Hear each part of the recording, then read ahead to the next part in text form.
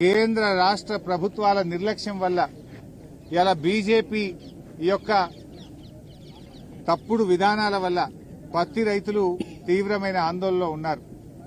ఇలా సీసీఐ ఒక తుగ్లక్ లాగా ఒక పిచ్చి పిచ్చి నిర్ణయాలు తీసుకుంటా ఉంది.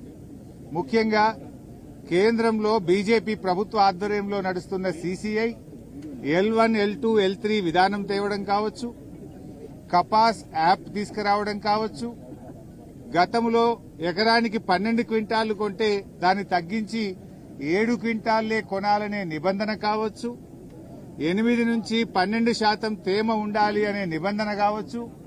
ఇలాంటి తుగ్లక్ చర్యల వల్ల రైతులందరూ కూడా రోడ్డు మీద పడే పరిస్థితి వచ్చింది. ఇలా రాష్ట్ర వ్యాప్తంగా 2 రోజుల నుంచి జిన్నింగ్ బిల్లులన్నీ మూతబడ్డాయి. పత్తి కొనుగోలు ఎక్కడికక్కడ నిలిచిపోయింది. దాంతో రాష్ట్రంలోని పత్తి రైతులంతా కూడా అయోమయమైనటువంటి పరిస్థితుల్లో ఉన్నారు. ఇలా రైతులకు పత్తి అమ్ముకోవడానికి అవకాశం లేక అడ్డగోలుగా దళార్లకు అమ్ముకోవాల్సి వస్తా ఉంది. పత్తి మద్దతు ధర 8,100 రూపాయలు. కానీ ఈరోజు పత్తి కేవలం 6,000 రూపాయలకు మాత్రమే రైతులు అమ్ముకుంటున్న పరిస్థితి. ఓ క్వింటాల్ మీద 2,000 రూపాయలు ఇలా పత్తి రైతులు నష్టపోతా ఉన్నారు.